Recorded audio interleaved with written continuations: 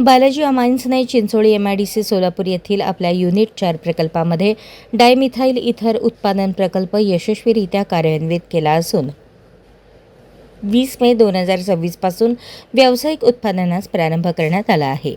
या यशामुळे व्यावसायिक स्तरावर DMEचे उत्पादन करणारी बालाजी अमाईन्स ही भारतातील एकमेव कंपनी ठरली आहे। DME हे LPGमध्ये मिश्रण करून वापरता येणारे स्वच्छ व कार्यक्षम पर्यायी इंधन मानले जाते। अनेक पाश्चिमात्य व युरोपीय देशांमध्ये LPGमध्ये 20% DMEचे मिश्रण करून त्याचा वापर केला जातो। कंपनीने अत्याधुनिक तंत्रज्ञानावर आधारित दरवर्षी 1 लाख मेट्रिक टन उत्पादन क्षमतेचा हा प्रकल्प उभारला असून DMEसाठी आवश्यक मूलभूत अभियांत्रिकी तंत्रज्ञान परदेशी कंपनीकडून प्राप्त करण्यात आले आहे।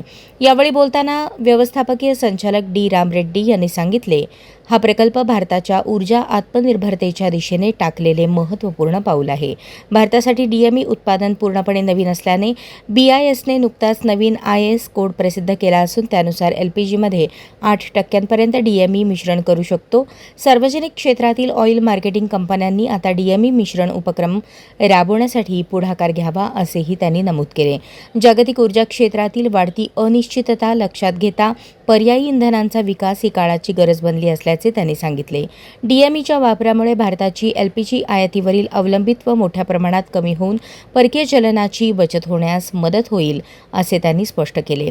भारतातील हा पहिलाच DME उत्पादन प्रकल्प असल्यामुळे उत्पादन, साठवण, हाताळणी, वापर, वाहतूक तसेच रोड टँकरद्वारे परिवहन या संदर्भातील पुरेशा भारतीय मानकांच्या अभावामुळे PESO परवानग्या व इतर वैधानिक मंजुरी मिळवताना कंपनीला अनेक अडचणींचा सामना करावा लागत आहे।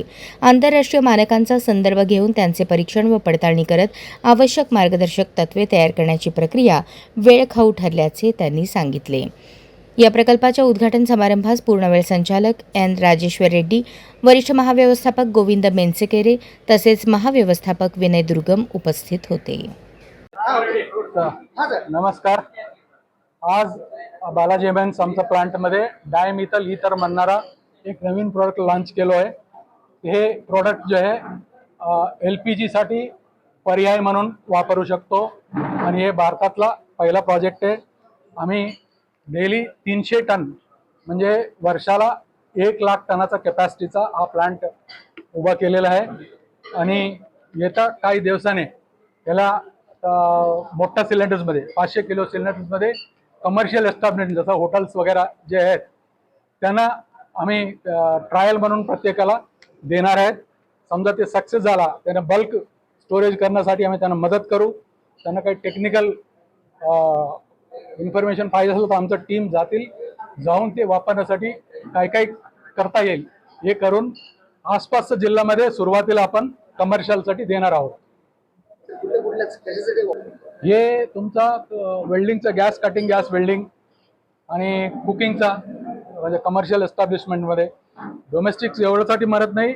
हे डोमेस्टिकमध्ये त्याचा सबसिडी वगैरे जे आहे आणि त्याचं बर्नर वगैरे लहान असतो ते बदलण्याचं येईल आणि हे bulb industry, bakery industry, biscuit industry, ceramic industry याच्यामध्ये वापरला जातो। हीटिंगसाठी सध्या LPG वापरतो त्याच्या ठिकाणी वापरतो आणि फोंड्रीमध्ये पण वापरता येईल। अशाच नवनवीन अपडेटसाठी जनता राज्य न्यूज चॅनलला सबस्क्राईब करा, लाईक करा आणि शेअर करायला विसरू नका।